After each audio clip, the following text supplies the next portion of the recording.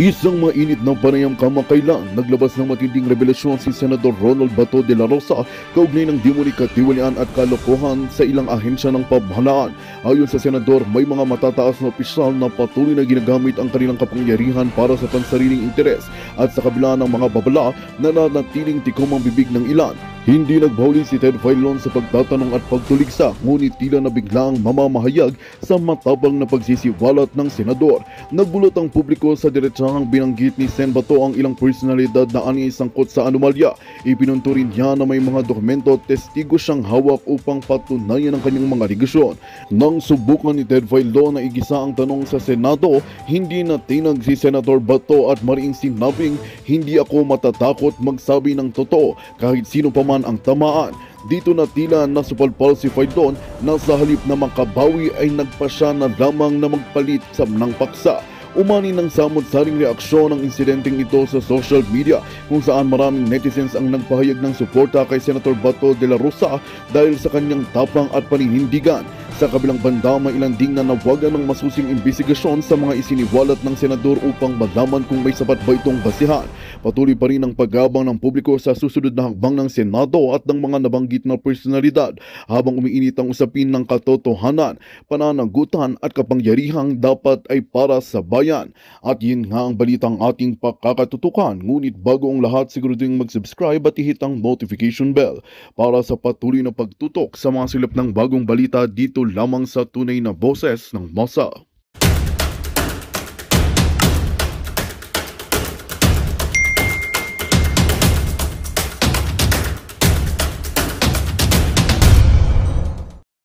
Sabi natin, hindi po tayo dapat nagre-rely lamang sa mga survey. Good news, bad news, kung ito man ay tumaas o bumaba ang approval rating ng Pangulo. Bakit? Dahil ang nais lamang po ng Pangulo ay magtrabaho. Yang lohika na yan ang pinaka walang kwentang lohikang narinig ko ngayong araw na to. Anak ng toka, gustong magtrabaho, ba't walang natatrabaho? Wala daw silang pakialam sa mga survey. Tayo naman, alam naman ho natin dito sa PHFD. Alam din naman ng mga kasama natin dito na karamihan ng mga survey na yan kargado. Kasi tumaas daw ang score nitong si Marcos Jr. sa pinaka-latest na survey. Yung kanyang trust o approval rating, tumaas daw. Yung mga survey na yan nabibili. Ang pinaka dito, ang pinaka survey na tignan natin kung ano ang sentimiento ng ating mga kababayan sa social media. Siguro yan, isa yan sa mga survey pair na tamba o kaibigan nila yung may-ari dyan. Siguro yan yung SWS o di naman kaya tanghere o kung ano mang survey firm yan, di ba? Pero ang problema ho dito sa sinasabi ni Auntie Claire, wala daw ho pakialam itong si Marcos Jr. sa mga puntos sa mga nakukuha niya survey, di ba? Ang gusto lang daw ho niya magtrabaho. Ang problema ho dito mga kababayan, yung mga pinaglilingkuran mo na dapat makaramdam sa trabahong ginagawa mo, wala ho silang nararamdaman. Ngayon tapos sasabihin, tumaas ang puntos niya, kargado. Parang yaan yung sinasabi nila nung nagdaang election na kesyo itong si Marcoleta, na kesyo itong si ganitong kandidato, nasa laylayan, hindi mananalo. Tapos umalagwa ho sila nung panahon ng eleksyon. Nagkaroon pa nga ng dayaan dyan sa na yan. Sa pagkakaano natin, intindi natin dyan sa nagdaang eleksyon na yan, dapat yung yung Duterte, maliban dito kay Amy Marcos. Si Amy Marcos talaga, talo na yan. Hindi nga natin nalaman paano nanalo yan. Yung Duterte ho talaga, nanalo yung mga yan. Kaso ang problema ho mga kababayan, tirinabaho ni George Garcia. Kitang-kita nyo naman ho mga kababayan ang nangyayari ngayon. Talo na, napapanalo pa nila. Ganyan o kalupit ang ating Comelec. O magbalik ho tayo dito kay Auntie Claire. Auntie Claire, pakapag-aralan nyo ho ng maigi yung mga salitang lumalabas sa bunganga nyo. Kung ang ating pagbabasihan, lahat ng gustong magtrabaho, hahayaan lang natin magtrabaho. Lahat na lang pala pwede maging presidente. Hindi ho ganun yun. Hindi porket gusto magtrabaho ng nitong si Marcos Jr., yun lang atopakin niya, okay na tayo doon. Hindi ho ganun yun. Hindi ho ba kayo curious kung mayroong natatrabaho sa mga tinatrabaho niya? Nasaan na ho yung mga flood control? Nasaan na ho yung mababang presyo ng bigas? Nasaan na ho yung peace and order? Anong trabahong tinatrabaho niya? Baka sumisinghot lang siya ng pulburon. Diba? Ano ho yun Wala ho kami nakikita. Ano ho ba yung sinasabi niyong gusto niyang trabahuhin niya? Kung paano magnakaw? ng pulburon? O paano payamanin yung mga nakapaligid na pamilya sa kanila? Ano bang tinatrabaho niya? Mabigyan ng pwesto yung mga kaibigan nilang pamilya? Hindi ho natin alam. At wala ho kaming nakikita sa sinasabi niyong gustong trabahuhin itong si Marcos Jr. Tuloy. Hindi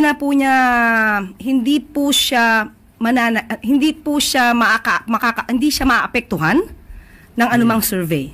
So, maganda po kung tumaas. Kung bumaba, syempre hindi maganda. Pero Kasi dahil hindi siya naaapektuhan, kasi wala naman siya sa tamang kaisipan. Kasi kung ikaw presidente, maku-curious ka, mapatotoo, mapapiki ang survey na yan. Ano ba ang pinaguhugutan ng sambayanan? Ngayon, kung ayaw mo talagang tumingin dyan sa mga survey na yan, titignan mo na lang yung sentimiento ng sambayanan sa social media. Anong sinasabi ng ating mga kababayan? Itigil ang impeachment. Anong ginagawa ng administrasyon? Anong ginagawa ng mga aso ni Tamba? Tuloy-tuloy pa rin. Anong ginagawa ng mga aso nitong si Marcos Jr.? Tuloy-tuloy pa rin. Yan ba? Okay. Ibig sabihin niya sa pagtatrabaho niya, yung patatahimikin niya lahat ng mga posibleng makalaban nila sa politika sa 2028. Kayo naman. Pero still, hindi po siya maapektuhan ng anumang numero patungkol sa survey dahil trabaho lamang po ang nais ng Pangulo para sa bansa at para sa taong bayan. Ouch. Ang sakit nun, madam. Hindi ganun yun. Hindi gusto lang niya trabaho tapos wala kami nakikitang trabaho. Malabo yung statement nyo na yan. Trabaho kayo ng trabaho. Wala naman nagagawang trabaho. Diba? Mababang presyo ng pagkain, napakamahal ng pagkain. Peace and order, kaliwat kanan ng gurguran. Anong tawag dito? Bloodless drug war. Bumabaha ng illegal na droga. Ano bang trabaho mo?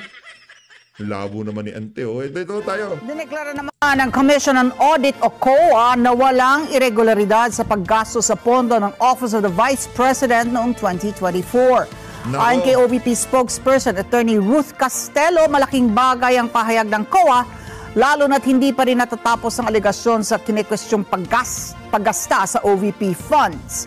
Nagbabalik si Madeline Villar Moratillo sa balitang yan. Mismong Commission on Audit ang nagsabi na malinis ang financial record ng Office of the Vice President.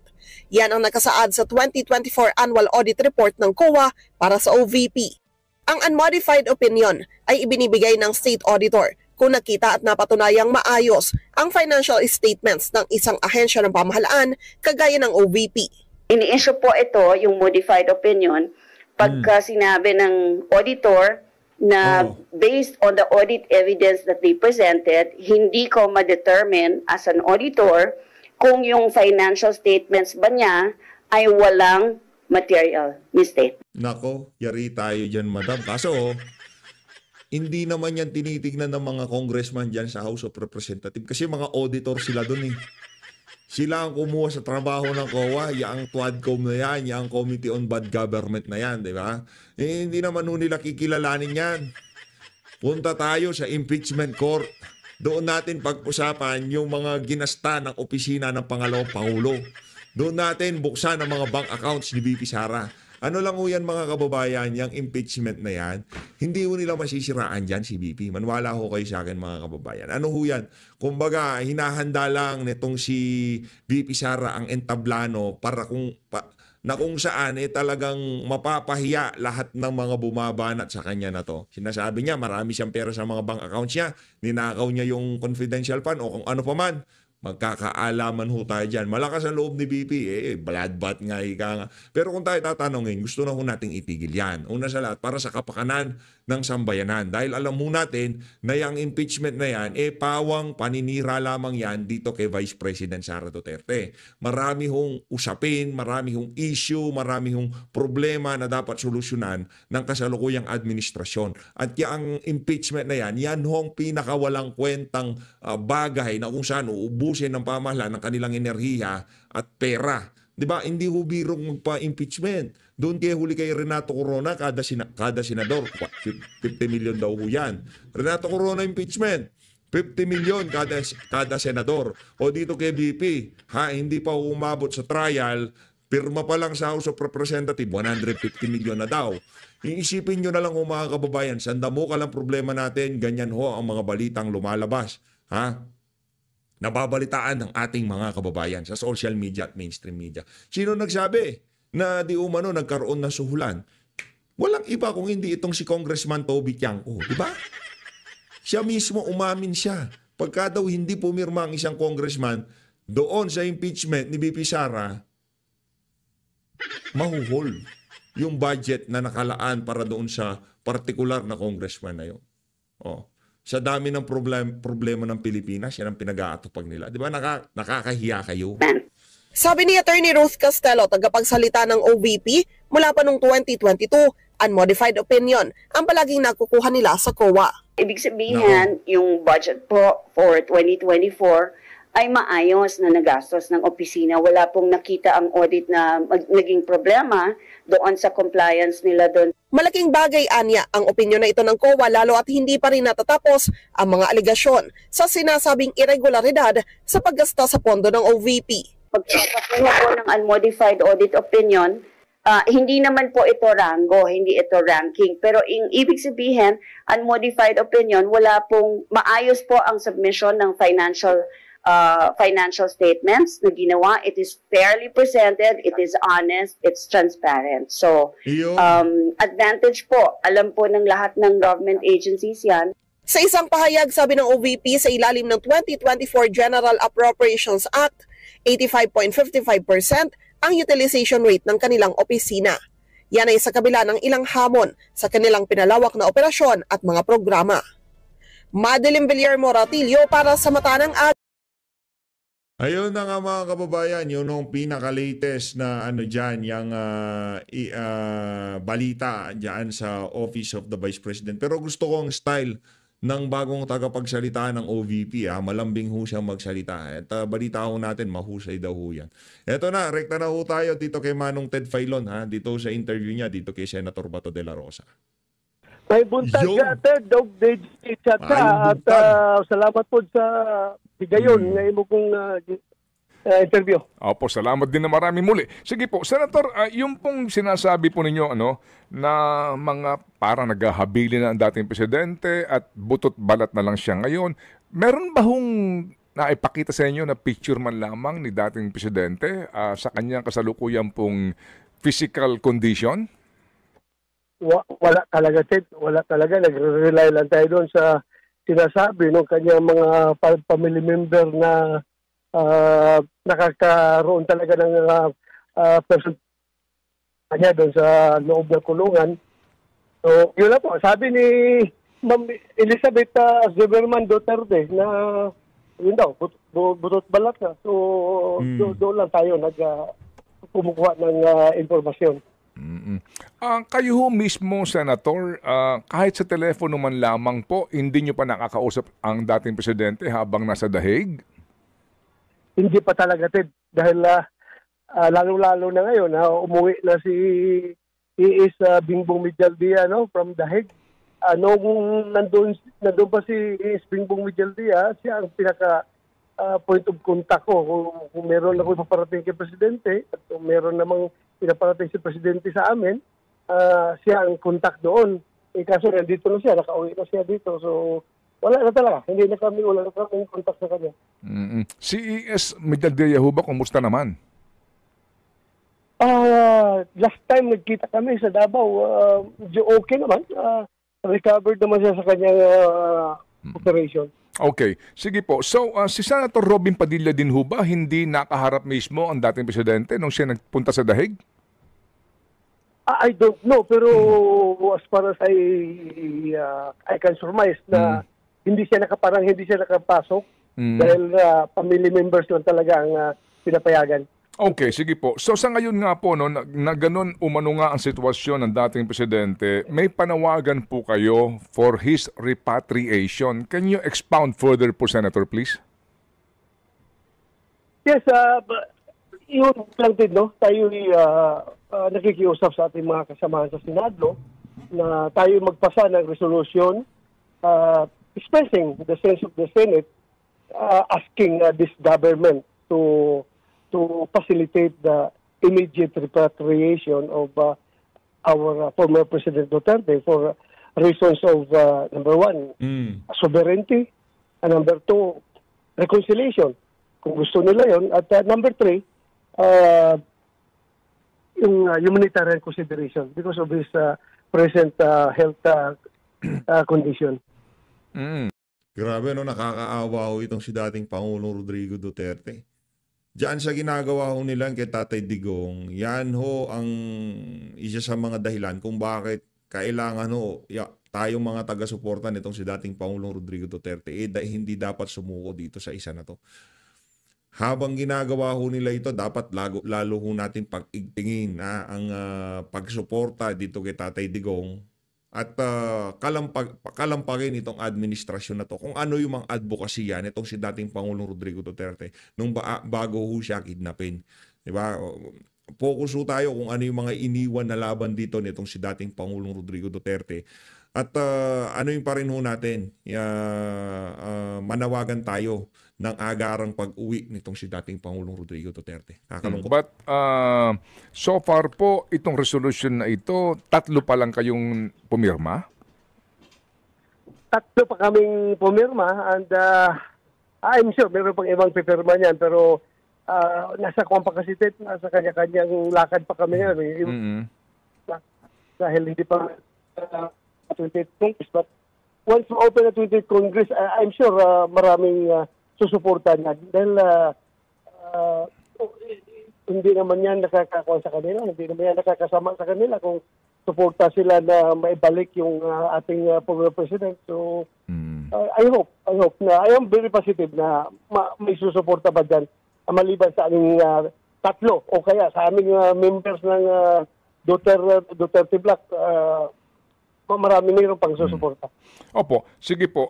Kahapon po no, may mga balita na sinasabi na parang sa palagay ho ba ninyo, kaninyo ay parang naghahabilin na ang dating presidente. The fact na yung nga po, yung mga statement ni VP Sara about cremation, etc. Paano niyo po ito tinanggap, sir? At ano po ang inyong pahayag dito?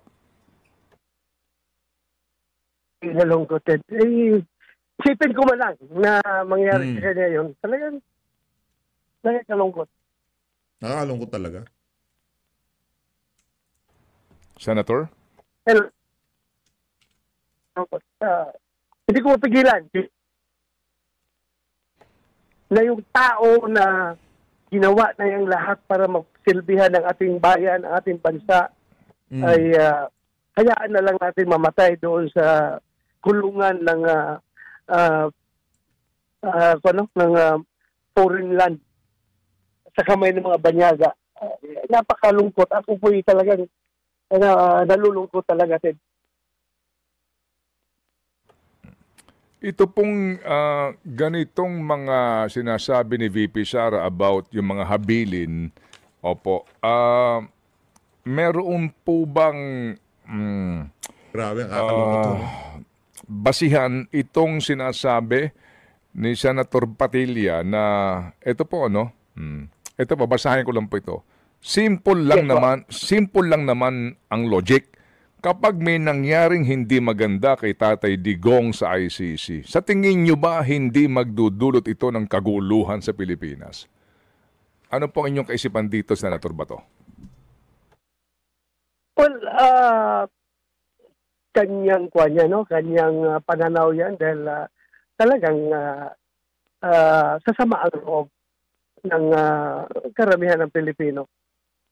Particularly yung mga taga Mindanao at yung mga part ng Visayas na talagang all out na nagmamahal kay Pangulong Duterte ay talaga sasama ang loob. At you can just imagine, hindi naman tayo, we are not a warmonger. We are not warmongering. We are not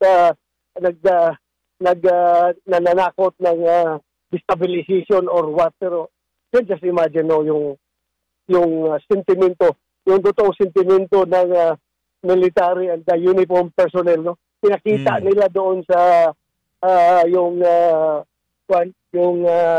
absentee voting, straight na binoto lahat ng Duterte. Ayun ang kanilang pinapanalo sa absentee voting ng military at police at uniform personnel. So, yung sentimento ng mga tao na yan ay nandoon talaga. Nandoon sa kay Pangulong Duterte, pero hindi lang nila freely may palabas yung kanilang saloobin, yung kanilang damdamin, Ted. Yung pong repatriation na inyong resolution, the fact na sabi nga po ng gobyerno na beyond na ho ito sa kanilang poder kasi nga nasa ICC na eh. Oo. Umaasa pa ba kayo na may kahihinatnan itong resolution na ito? Kasi wala namang kontrol na po dito ang pamahalaang Marcos. Well, sa amin naman, Ted, with their pagbigyan, just in case makinig yung ating gobyerno, yung ating Pangulo, in particular, kung halimbawa, mapag-agrihan ng majority ng mga senador na magkakaroon kami ng ma-approve yung resolution namin at yun ay ma-adapt as the sense of the Senate at kung ito'y pakinggan ng ating Pangulo ay sa amin naman whether or not maibalik dito physically talaga dahil nga we understand the complication na wala na sa control natin yan dahil nandun na sa ICC. So at least ipakita man lang, kung may pakita man lang ng ating gobyerno na yung intention nila na ma-repatriate yung ating Pangulo pabalik dito. Kung sa amin niya sa PMA, Ted, kung alam ba, at least magpakita ka ng attempt. Magpakita ka man lang attempt, at least satisfied na kami. Magpapakita ka ng attempt, ibig sabihin, pinakinggan mo yung sense of the Senate kung magpakita ka ng attempt na gano'n. Yun lang naman. Yun lang sa amin. Iba baka mamaya, pakinggan siya. Kasi sila naman ang naghatid doon kay Pangulong Duterte sa daig. Baka pakinggan siya ng ICC na, pagkasabihin ng ICC na, kayo naman nagdala niya dito, so hiningi niyo papalik. Ibalik namin dyan sa inyo. Gano'n lang ng mga posibilidad Opo. Sige po. Pero kasi nga ang concern po ng mga sa kabilang banda po naman senador, mga umano'y biktima, kasi kapag pinauwi yan, yung security namin, yung pagbabanta na naman sa amin, mga ganun pong usapin. Ano po ang inyong masasabi doon, senador? Paano naman magbigay ng threat sa buhay nila yung isang matanda na butot balat na ay nakikiusap na nga lang na tayo na ibalik dito. Pagbalik dito, mag-threaten pa sa buhay nila, ay napaka-imposible naman mangyari yan, Ted. At saka, hindi na yung presidente. Former presidente, kinulong na nga eh. Kaya ng gobyerno ni President Bongbong Marcos na pangalagaan yung kanilang seguridad kung yan ang concern nila, yung threat to their life, threat to their security, threat to their safety. Gumastos nga ng sandamukal na pera para lang mapadala doon si Tatay Digong di ba? Nag-arkila pa sila ng jet, di ba? Ng aeroplano para mapadala doon si dating Pangulong Rodrigo Duterte. Ano ba naman yung binigyan ng safe house ni Boying Remulla, yung mga witness, di ba? Maliit na bagay. Si Garma nga, napapunta nila ng Amerika, di ba? Kaya yan ng gobyerno ni Pangulong Bongbong Marcos na pangalagaan yung kanilang concern. Opo, sige. So, Senador, maiba lang po ako. Ito pong mga missing sa Bungero case, di ba kayo po nag-imbestiga dito? Ngayon po na may mga bago na mga informasyon, yun ho bang inyong Committee on Public Order dati na hinawakan? Sa inyo pa rin ho ba ito? At kung sakasakali po, ano pong tingin po ninyo? Kailangan bang buksan ang inyong investigasyon? Nasabi ko na kahapon na nag-wrap up na yung aking committee sa pag-imbestiga. Yung aming committee report ay adopted na sa plenaryo, adopted na ng Senado, at kasama doon sa aming recommendation sa committee report namin ay dapat ipagpatuloy ng PNP at ng NBI yung kanilang investigation para makuha talaga yung mga mastermind na ito. But then, kung pagbalik namin, at I presume, ako pa rin ang hawak ng Public Order and Dangerous Drugs Committee, at kung merong, I heard that one incoming senator-elect na nagsabi na magkakuan daw siya, request daw niya na conduct ng investigation, reopen ng investigation. So kung may resolution siya at ma-file yan at ma-refer sa committee ko, then we will do it. We will do it. During your investigation, walang salaysay o anuman pong at least probable cause or iota of evidence linking Atong Ang sa mga missing sabongero? Meron naman, no? But that's solid. Yung merong nakatakbo doon na dalawang sabongero na narinig niya doon sa usapan habang nag-uusap ito si Dondon Patidungan at allegedly si Atong Ang daw, tinatawag niya na boss. Nag-uusap sila sa cellphone na may instruction na binibigay daw kay Dondon Patidungan na ibiyahin na ninyo yan, kunin na ninyo yan at ibiyahin nyo. So yun ang narinig nung yung witness, no, doon sa sabungan. So isa yun sa nagli-link, no, ng sa pangalan ni Atong Ang, pero very very weak kasi hearsay pa rin yun, Ted. Hearsay na ang dating noon. So kailangan pa talaga natin ng mas mabigat. Kaya nga sinabihan ko yung sa admin committee report, we recommend PNP and NBI to continue with the investigation. Opo. Nung panahon po ninyo sa inyong investigasyon, meron na bang nababanggit na mga police officials and personnel na involved dito? Meron. In fact, doon sa committee hearing natin mismo, may mga police na membro ng Batangas Police Provincial Office Intelligence Division, Intelligence Section na tinuturo, mga intel operative, tinuturo positively nung nanay, asawa at kapatid nung isang missing na si Mr. Lasco na isang Master Agent. Master Agent na dinukot doon sa loob ng bahay nila sa San Pablo City, Laguna.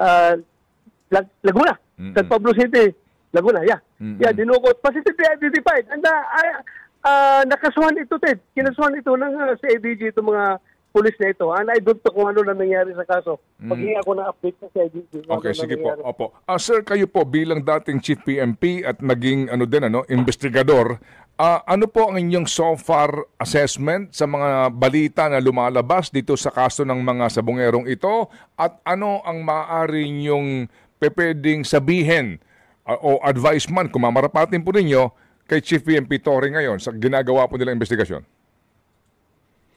Well, they should dig deeper into their investigation at establish an airtight case against the perpetrators nitong krimen na ito. Dahil I am sure, kahit sino man siguro, hindi ba naniniwala na itong 34 mga sabungero ay will just vanish in thin air at napakagaling na pagkagawa. Hanggang ngayon, wala tayong makitang body of the crime. Kaya nga, hindi tayo Nakakalungkot to dito, Senator Bato. Konektado na sa sa war on drugs si Tatay Digong. Yung mga nawawalang sabungero, yan ang nga ba sinasabi natin? Di ba? Pag-file ng murder case laban doon kinapatidungan et al. Ang naipile lang na kaso noon ng CIDG ay serious illegal detention at kidnapping ata ang nakaso nila. So, malinis na pagkatrabaho ito, Ted. Ito'y hindi basta-basta lang mangyayari randomly, kundi well-planned, well-organized, well-orchestrated, and well-funded itong krimen na ito. So, dapat ayusin ng PNP para mabigyan ng hustisya yung mga nawawalang mga sabungero. Sa papanghuli po, Senador, hindi ko alam kung narinig ba ninyo o nabasa na yung pong pinakahuling pahayag na nanggagaling po sa DOJ kahapon na mukha daw pong may kaugnayan yung pong mga patayan na ito sa mga sabungero, doon din po sa mga responsable sa mga extrajudicial killings na nangyari Nako. during your time. Ano po yung masasabi doon? Sabi ko, wala na kayo. Nanonostra na natin yan si Boying. Malayo pa lang amoy na natin kung saan papunta yung mga galawan nila na yan. Di ba? O, ay yung unang video natin bago pa uminit yung issue na yan ng mga nawawala. Iko-connecta yan sa war on drugs. For sure. 10,000%. Sabi ko lang sa kanya, Ted, you work where your evidence leads you. Kung saan papuntang ebidensya din na kung sino matutumbok niyan, kasuhan ninyo. Kasuhan ninyo. Huwag tayong gumagawa ng mga teorya na magkaroon na naman ng ayuta of, sabihin naman ng tao na ay may kulay politika na naman itong investigasyon na ito dahil inilink na naman kay Pangulong Duterte itong investigasyon na ito. Sana direkto na po sila kung itong mga tao na ito ay na-involve sa Magandang balita ang hatid namin sa inyo ngayong araw. Sa pagtatapos ng aming balitaan, nagbigay kami ng mga mahalagang impormasyon. Maraming salamat sa pagtutok at pagsuporta sa aming programa. Huwag kalimutang manatili sa mga susunod na araw para sa mga bagong balita at mga kwento na dapat nating abangan. Mula sa Boses ng Masa, magandang araw Pilipinas!